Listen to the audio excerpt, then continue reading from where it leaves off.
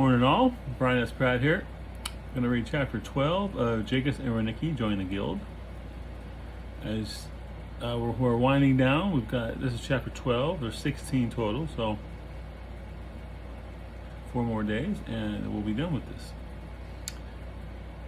So, a quick recap.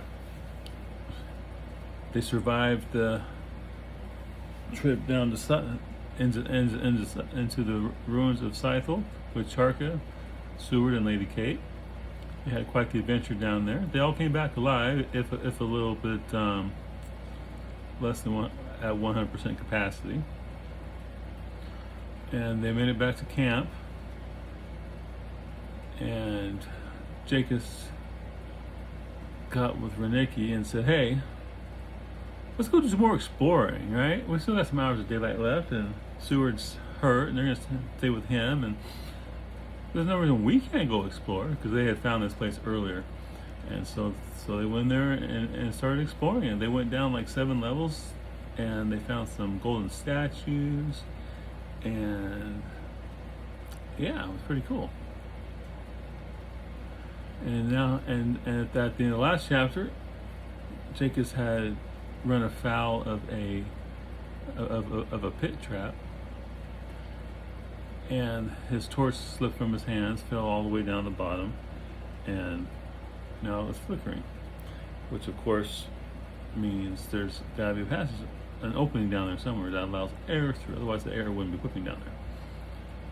I always think of Rambo, First Blood, you know, the original one, because in that scene where he's hunting through the caves trying to find his way out, he's using the torch, you know, because the air is moving, and so by watching the way the flame flickers, he knows the way out, and so that's kind of what Jaikus is doing, and that's probably where I got it from. I can't recall exactly how I came up with that, but I'm sure that was an influence. All right, so chapter 12. At the bottom, he found a narrow opening, barely wide enough for him to pass. The breeze came from there. His torch laid among dust, dirt, and naught else.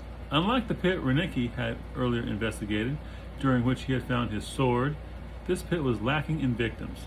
Either it had yet to claim any, or they had been removed. After retrieving his torch, he crossed the spike-covered floor to peer into the opening. A narrow passageway extended barely 8 feet before turning sharply to the right. Turning his attention to the rope tied about his waist, he gauged there to be roughly 3 feet of slack. "Can he lower down any more rope?" he hollered. "I need at least another 10 feet. Sorry, Jake, I'm at the end as it is." Jaikus was beginning to contemplate removing the rope when Reneeke asked, "Don't you have a rope too? You could tie the two together. That should give you all the play you need." Good old Reneeke. He could always count on him to come up with a solution. "Yes, I do. Once you have them tied together, I'll pull up the slack and let it out as needed." "Good idea."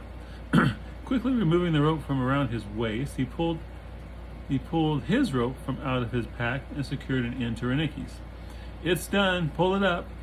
While the rope began to be drawn to the passageway above, Jaikus secured the other end around his waist. He didn't have long to wait before Reneeke had taken up all the slack. 2 quick tugs on the rope signaled that Reneeke was ready. "Don't let go." He waited long enough to hear Reneeke's "I won't" before entering the passageway. From above, Reneeke played out the rope just enough to keep it semi-taut. Jaikus felt truly alone for the first time as he entered that passageway, even though Reneeke stood above with rope in hand to pull him out should the situation warrant. He felt isolated. Perhaps it was the confined feeling the narrow passageway produced, or maybe the fact that he was in a dark, unknown place with no other human in sight that played upon his nerves. But whatever it was, he felt decidedly uncomfortable. Upon reaching where the passageway crooked to the right, he saw something white lying along the floor just around the bend. It was a leg bone, one of 2 attached to a complete human skeleton. Both legs showed multiple breakages, as did the right arm. The left was stretched above the head, almost as if this person had crawled along and died in the process. Jaikus figured the long-dead human to be one who had succumbed to the trap. Having survived the fall, the person had tried to make it out, only to die in the attempt. Lying next to the skeleton was a sword whose metal had only begun to be ravaged by rust. Stepping upon it with his foot, Jaikus discovered the blade still retained its strength. He found that curious, as every other blade in this long forgotten city had been reduced to rust. This person, like himself, had to have come along at a later time. Interesting. Aside from the sword, there were metal snaps from what used to be clothing, the material being no longer present. Also, intermixed with the pelvic bones were 3 small gems, a score of coins varying from copper to gold, and a silver ring. Jaikus gasped when he saw the ring and immediately picked it up. "I wonder what you do," he asked as he held it close. There was a single strip of red metal running along the outer side, which was the ring's sole marking. He slipped the ring, gems, and coins into his pouch and thought about continuing down the passage to see what else there may be, when, for a fleeting moment, he caught sight of movement in the shadows ahead. He froze. His sense of isolation increased tenfold. Sweat broke out on his forehead as he stood still and tried to pierce the darkness for another glimpse of what had moved. Could it have been his imagination? Deciding not to tempt fate any further, he began backing up. "Yes," he said quietly to himself, "I think it may be time to return to the surface." Backing away, he held his torch aloft as he kept caustic vigil upon the darkness. There was no scent other than that of the earth being borne upon the breeze coming from farther down the passageway. So it couldn't be an animal. Then it came up with the thought, whatever it was, it couldn't be alive. Visions of ghouls, specters, and other nefarious spirits generated an increase in his backward momentum. Imagination running wild, he turned and fled around the corner back toward the shaft. "Rennie!" he shouted, "get me out of here!" He tossed the torch in amongst the floor spikes and then gripped the rope with both hands as Reneeke hauled him out. Terror filled him as he slowly began to rise. Images of ghastly hands reaching for his dangling feet prompted him to shout, "Hurry!" From above, he heard Reneeke holler back, "I'm going as fast as I can, Jake," as he continued his steady upward ascent. It was with great relief when he reached the top and Reneeke gripped him by his pack to haul him the rest of the way. "What happened?" his friend asked, concern and worry etched upon his brow. I thought I saw something." "Something?" Jaikus nodded. "In the darkness. Something moved." "Are you sure?" "Rennie, I would make up something like this." "All right, calm down." Moving to the side of the shaft, he looked down to the torch burning far below. "I don't see anything moving now." Coming to stand next to his friend, Jaikus gazed down to see for himself. Seconds ticked by and nothing appeared. Jaikus was beginning to think it had been nothing more than an overactive imagination when they saw the torch move. It jerked back and forth, paused a moment, then slid across the floor to disappear into the narrow opening. "And then me and Renee got out of there as fast as we could," Jaikus concluded. After returning to camp, they had spent the last hour regaling the others as to the adventure and what they had found. The last episode produced a guffaw from Seward. "Probably a mole rat," he explained. "We've seen them a time or two while exploring the lower recesses of Scythel." "Would a mole rat grab hold of a burning torch?" Jaikus asked. "None that I've ever heard of." Possibly," Sharkey replied, "though I agree with you that it is unlikely. But it is even more unlikely that you came across a member of the spirit world. If you had, it wouldn't have been content to merely allow you to catch a glimpse of it.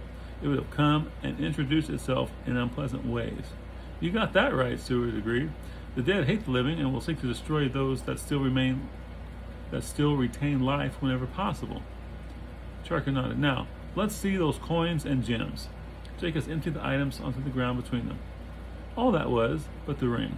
Not even Reneeke knew about it, and he intended to keep it that way. Reneeke would make him hand it over. "Not bad," Lady Kate said, "for your first solo adventure." Glancing to Charker, she asked, "Don't you think we can allow them to keep this?" A frown creased their leader's brow. "I suppose so. It isn't worth that much anyway." Jaikus' eyes lit up. "Really?" "Yes, lad. Go ahead and keep it." "All right." Scooping up the coins and gems, Jaikus slipped them in his pouch, an act which caused Chark's frown to deepen. Jaikus caught the change of an expression and glanced at the others who wore similar expressions of disapproval. "What?" "Look, boy," Stewart began, "you didn't find those all by your lonesome. Shouldn't you share them with your friend?" His nod toward Reneeke left no doubt as to what he and the others thought. "What?" Of course I'm going to share with Reneeke. I wouldn't think of doing otherwise. Jake wouldn't hold out on me, Reneeke stated. He and I share anything, right, Jake? No secrets between us. Yeah, right. His hand unconsciously went to his pocket where he was keeping the silver ring. He almost pulled it out and announced that he had it. Almost. He simply could not take the chance of Charka demanding that he hand it over. So, with feelings of guilt, he divvied up the coins and gems, giving the lion's share to Reneeke. After a brief session of going over in greater detail their time spent with the golden statues, and Charka making sure he understood enough about how they reached that area so he could find it on a subsequent venture, they turned in. Everyone was tired, especially Seward, who had already nodded off. Jaikus volunteered for the first watch, and with Reneeke taking the second, and Charka finishing out the watch schedule at the end. Lady Kate and Seward would be allowed to get a full measure of rest in anticipation for the return journey in the morning. Now, why did I have Lady Kate and Seward doing it? One, Seward is on death's door, right? He's had the worst of this whole adventure. Even though he's not the Springer, he's had more injuries, which I find amusing. And Lady Kate, she's a magic user, and they're heading through troll territory, so she needs to be at her best. Especially with all that she's already done the previous day. While everyone settled into their bedrolls and drifted off to sleep, Jaikus pulled out his ring and almost slipped it on his finger. Memories of the curse that befell Seward stopped him before completing the maneuver. He intended to find out what properties it held, for good or bad, before putting it on. All in all, this had been a good adventure, much better than even his wildest dreams could have come up with. And they had survived. Grinning, he slipped the ring back into his pocket and began pacing the perimeter. When it was time for Reneeke's turn, he woke his friend and then turned in. The first rays of morning crept across the land until finally falling upon 5 sleeping forms. A 6th sat before the campfire, watching a pot of stew as it grew warm for breakfast.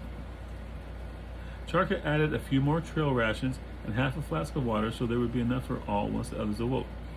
Nearby, Master Heimel lay beneath a blanket, 3 full packs lying on the ground beside him. He had wandered into camp not long after Charka had taken over the watch and promptly went to sleep without a word. From past trips to Scythel, Charka knew a little of what the bags contained, but not in any great detail. There were some things Heimel avoided speaking of, and the reagents he harvested was one. His 2 Springers, after a rocky beginning, had turned out to be a boon. Having been responsible for the majority of treasure they would be returning with, he couldn't see himself denying even the smaller one a chance to join the guild. Of course, just because he put them forward for membership, it didn't necessarily follow that their acceptance was assured. There were other considerations to be taken into account. Still, he would do what he could. Not long after the stew bubbled and was ready to eat, the rest of the sleepers began to awaken. True to form, Heimel was the last to shake sleep's grasp. Ready for the return trip, Master Heimel? The apothecary nodded. Yes, I was most fortunate in the reagents I found, which is what he always said, never expanding on what he meant. The 2 Springers joined them for stew, during which Charka filled Heimel in on the highlights of the adventure, spending an extra long time detailing Seward's brush with the cursed gems. I have half a mind to bring a cleric along next time to see if we can't lift the curse. Strategizing, the apothecary replied, Up to you, just as long as you deliver me here and bring me back in one piece. Can we come? Jaikus asked. Sorry, lad, I won't have need of you. Jaikus was seriously disappointed. Despite his time as a Springer, he had rather enjoyed adventuring with Charka's troop. I'm sure we can find something equally exciting to do, Reneeke added. Perhaps an adventure with less risk to life and limb. Or perhaps an adventure with less risk to life, limb, then with a glance at Seward added, and health. There are plenty out there, that's for sure, their leader agreed. Once the meal was over and the pots cleaned for travel, they began the return through Scythel's ruins. When they drew close to the fringe area, Charka had them pause and secure themselves with rope. Jaikus hated this part. Passing through Scythel's fringe was disorienting and frustrating, and the return trip proved to be just as bad as going in had been. He kept count, and by the time Charka announced that they had cleared the fringe area, Jaikus had been brought up short by the rope a total of 9 times when the protective properties of the fringe caused him to wander off on a tangent.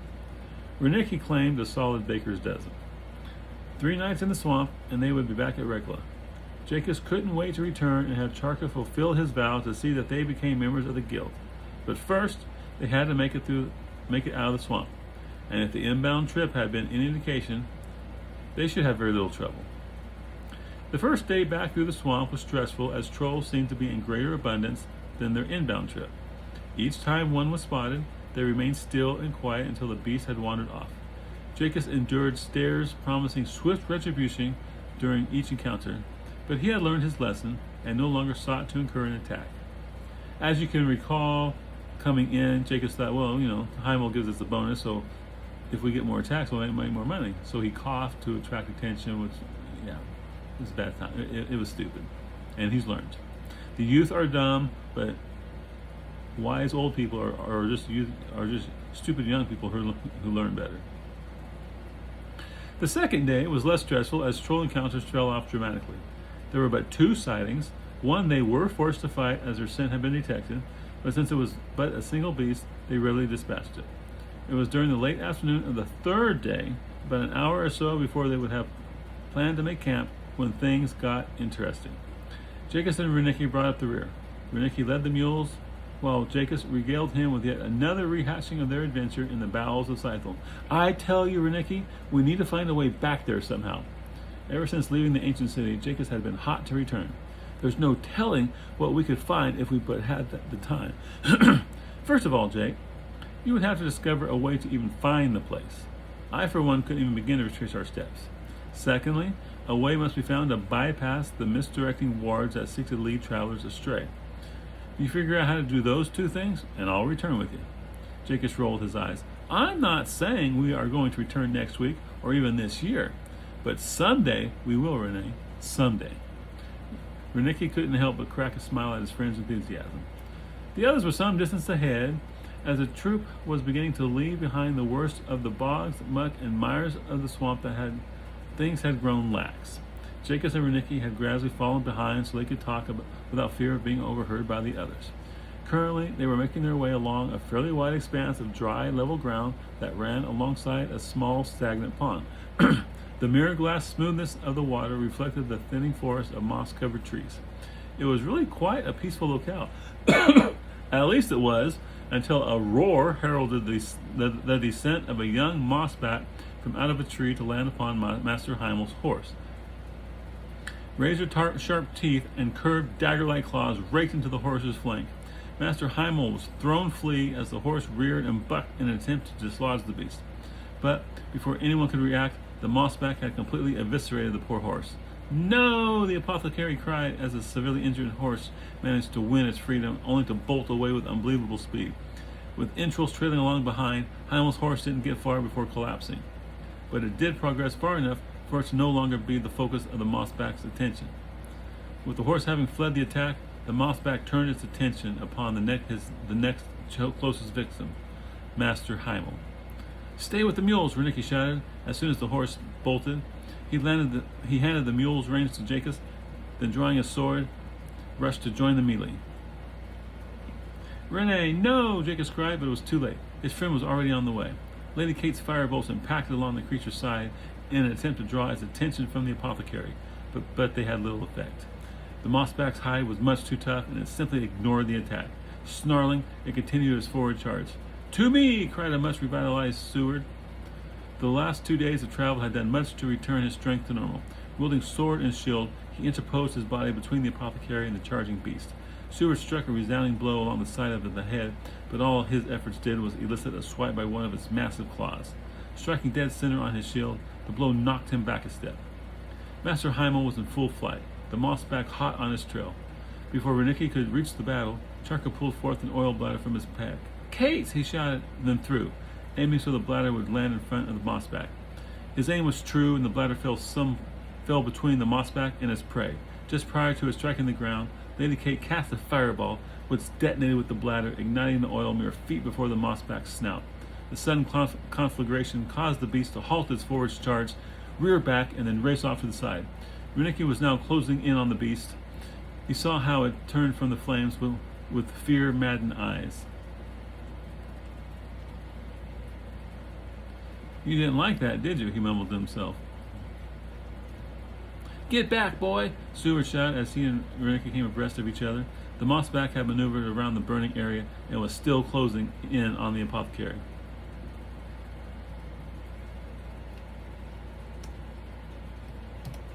I can help. You'll just get yourself killed. Ignoring him, Reneeke sprinted ahead to leave Seward struggling to keep up. Charka! Heimel screamed. Do something! Fleeing for his life, he darted around dead and dying trees. From not very far behind him, he could hear the mossback crashing through the underbrush in pursuit. Lady Kate cast her webs of binding around the rear legs of the mossback, causing the creature to slow, but did not stop him. Its powerful hindquarters were strong enough to work against the potency of the webbing, enabling the creature to continue the attack. Yah! Reneeke shouted in an attempt to draw the creature's attention from the apothecary. Seeing it slowed by the webbing, he raised his sword and quickly closed the distance. Reneeke! Jaikus shouted as he rounded the other side of the conflagration. Fall back! Ignoring his cries, the farm boy from Running Brook hollered at the top of his lungs. Having come within striking distance, he leaned forward to land a fell blow with his sword. Using both hands, he brought it down on an area a little up from where the tail merged with the back. The creature screamed in pain as the blade parted its hide. To Reneeke's disbelief, the blade sank in deeply, far deeper than he would have thought possible. Flesh and bone parted until the mossback's hind legs collapsed when the blade severed the lower end of the spinal column. His sword was yanked from his grasp when the powerful forelegs twisted his body about so its head faced Reneeke. It seemed for a moment as if the passage of time was suspended. Reneeke stood weaponless, facing off against the mossback, whose forelegs were ready to lurch forward. Then, time resumed with Seward's appearance at Reneeke's side. Get out of the way, he cried, shoving Reneeke to the side with the front of his shield. In that moment, when his shield was busy knocking aside Reneeke, the mossback sprung. Leaping forward with incredible speed, it slammed into Seward. The force of the impact knocked him back a foot, and together, he and the beast crashed to the ground. Claws raked across Seward's armor. The creature's first blow created furrows in the leather. The second peeled it off. Seward tried to interpose his shield between his body and deadly claws, but they were too close for that to work. Then there was pain. Die! Coming up behind the creature, Charka leapt into the air with sword gripped in both hands. Bringing the weapon down with every ounce of strength he could muster, he impelled the creature through the opening Reneeke's strike had created. Angling the blade so it would progress toward the chest cavity, he was rewarded by a piercing squeal. A shudder ran through the creature, and his forward body convulsed. Reneeke moved to grab Seward's hand and pulled him from beneath the creature while it was distracted. The sight almost made him retch. Blood was everywhere. When he pulled, Seward screamed in pain. Unwilling to stop as the creature's thrashing posed a greater risk than what he may be doing, Reneeke pulled all the harder and slid him free. Gods! He exclaimed when he saw how the front portion of his armor had been ripped asunder. Now I gotta change heat to Seward.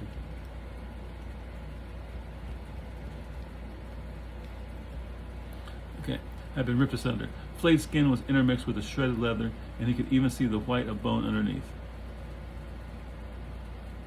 In the heat of the moment, Reneeke neglected to add the horror. Kate! In the heat of the moment, Reneeke neglected to add the honor. Sorry, I'm thinking about the previous paragraph.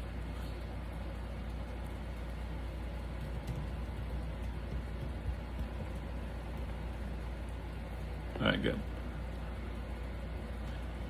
In the heat of the moment, Reneeke neglected to add the honorific, meaning lady. He dragged Seward until this injured man was completely free of any danger posed by the death throes of the mossback. She appeared beside him. Remove his armor, quickly! While Reneeke worked to get the gory mess off the man, he upended her pack. Potion flasks, scrolls, and a sundry of other items spilled upon the ground. Is he still alive? She asked. A loud groan of pain answered her question.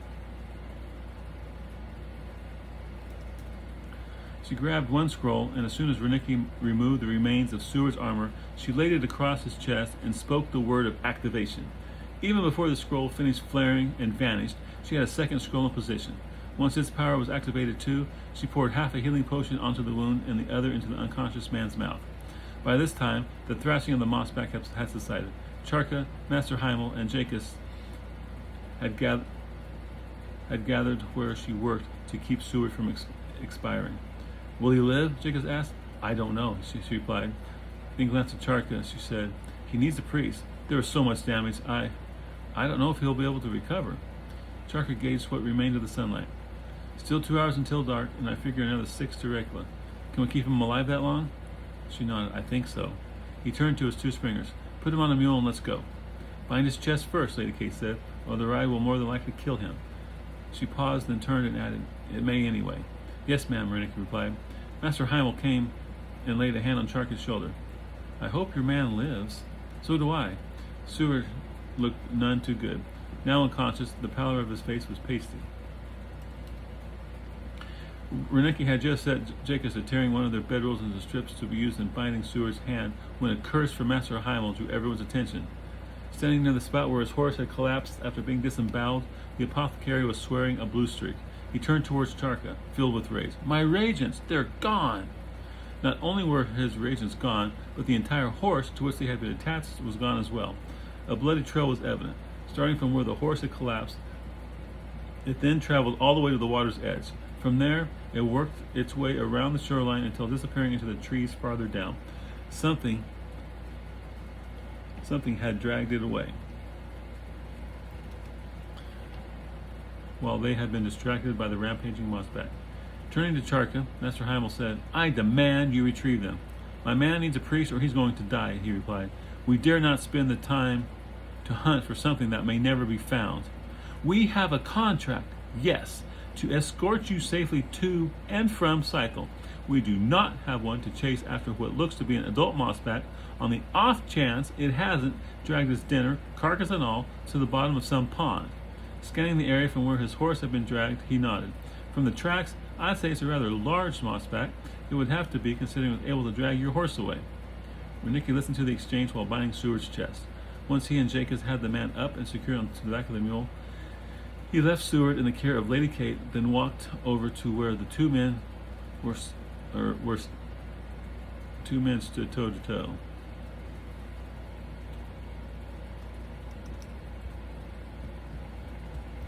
Hang on 1 second. I gotta get this.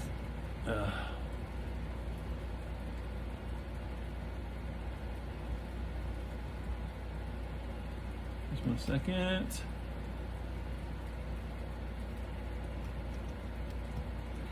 Yep. Seward's ready, he announced. Charka glanced at him and nodded. My thanks, lad. Are you going after my reagents? Heimel asked. No. Then I consider this a breach of contract. Take it up with the guild, Charka replied. I have a life to save. Then turning his back on the apothecary, he stalked away. What does it mean when there is a breach of contract? Reneeke asked Master Heimel. It means that he failed to live up to his side of our agreement. But if your reagents were recovered, then there wouldn't be a problem, right? The apothecary glanced at the young man before him. True. Rennie, what are you thinking? Jaikus asked, though he already knew the answer. Before he could stop his friend, Reneeke said, Jake and I will recover them for you. Charka paused in mid-stride and spun about. Are you out of your mind? The two of you against a fully grown mossback? Master Heimel ignored him. Do you mean it? Reneeke nodded. If it is possible, we shall recover your reagents. Jaikus didn't look thrilled at the prospect of going off into the swamp on their own. Stalking back, Charka rounded on Reneeke and demanded, How do you expect to make it back? Can you even find your way to Rekla? Pointing off through the swamp, Reneeke asked, It's that way, right? Correct, Master Heimel answered. Charka scowled, Boy, you've lost your senses. I do not plan on engaging the mossback, he explained. Merely track it and recover Master Heimel's packs from the carcass. Lady Kate came forward, leading the two mules. Seward was slumped across the neck of one. If we wish Seward to live, we best leave now. Right you are. Then to Master Heimel, Charka asked, Do you plan to accompany us back to Rekla, or would you rather remain with our two completely inexperienced and most likely soon-to-be-dead springers? To Reneeke, Master Heimel asked, Can you recover my reagents? Unless the carcass has been taken somewhere we can't follow, then yes. Like at the bottom of a bog or something, Jaikus added, just on the off chance they fail to retrieve the aforementioned packs. There are 3 packs that contain reagents, the apothecary said. Return with them and I'll give you lads a bonus. Bonus? Jaikus queried. The prospect of trailing a mossback had grown a great deal... the prospect of trailing a mossback lost a great deal of its terror at the mention of a bonus. Indeed. Then he turned to Charka. I would be of little help to these lads. I shall return with you. As you wish. Then to his pringers he said, You two be careful. It's better to come back empty-handed than not come back at all. Don't worry about us. We won't take any unnecessary chances, Reneeke assured him. Kate opened her pack and handed him 2 flasks. These are our last 2 healing potions. Take them. Reneeke hesitated. Won't Seward need them? She shook her head. We shall have 3 scrolls. That will be sufficient to see him to Rekla. Jaikus quickly snatched the flasks from her hand and slipped them into his pack. Thank you. If you make it back, stop by the guild, Charka said. I'll leave word where we can be located. Yes, sir. And good luck, boys. You two have more brass than any Springer I ever had. Thank you, Jaikus replied with a smile. And with that, Charka took the reins of the second mule and turned to resume the trek back to Rekla. Lady Kate gave them both a quick embrace. May the gods be with you. And with you, lady. She smiled and nodded as she hurried to catch up with Charka and the apothecary. Setting a quick pace, they soon vanished into the trees. And that ends chapter 12. Quite the turn of events, aren't they? Charka and group and troop are headed back to Rekla to save Seward's life. Master Heimel lost his reagents. He's pissed about that. But if their contract stated that, to get him there and get him back with no mention of what he has, with no mention of the apothecary's possessions or reagents, then he's got no grounds to complain. Yeah, he'll be mad, but nothing will come of it. And of course, Charka may lose him as a customer, but you never know. And now, Reneeke's off chasing a moss back with Jaikus in tow. But Reneeke grew up on a farm. Reneeke's used to animals. He understands animals. He understands how to deal with predators and things. This is something he understands. And so that's why he feels confident he can do it. True, it's probably the most meanest, toughest creature he's ever come across. But an animal is still an animal, and he thinks he can handle it. And I mean, he understands tracking because he's hunted all his life with his father. So this isn't like delving through the deep ruins beneath Scythel. This is on the surface and something he fully understands. So he's not too worried about the outcome. He might be concerned that he'd be able to get the packs off the dead horse, but we'll see. Maybe he will. And then tomorrow will be chapter 13, and then a few more days, and we're done with this book. And then I got to figure out what next book I'm going to do. Because I'm going to do another one. I'm seriously leaning towards Fires of Prophecy, though everyone is telling me not to. My girlfriend says, you cannot read the book for free, the books you're hoping to earn money from. And I go, well, that's probably true. But I might try just to start Buy Me a Coffee. I'm sure those of you on YouTube and listen to bloggers probably are familiar with that. And I might do that. That way, if people are listening to it, but they don't buy it, they can still help me out. And if after I finish, Fires of Prophecy, if there's a demonstrable reduction in my income, then I might not continue, and I might just take it and archive it until a later time, if ever. But I really don't have that many people going through this series, so I've only got like maybe 8 people actually following me. I think 2 or 3 actually have commented. Speaking of comments, last night I created a new playlist and I added 1 video to it, and it's just a black thing with a white question mark. Now the funny thing is, I've gotten more comments on that, and see, there's no sound, there's no explanation, there's just a question mark, and that's it. And I've gotten more comments and views of that than anything else. Yeah, 178 views since last night.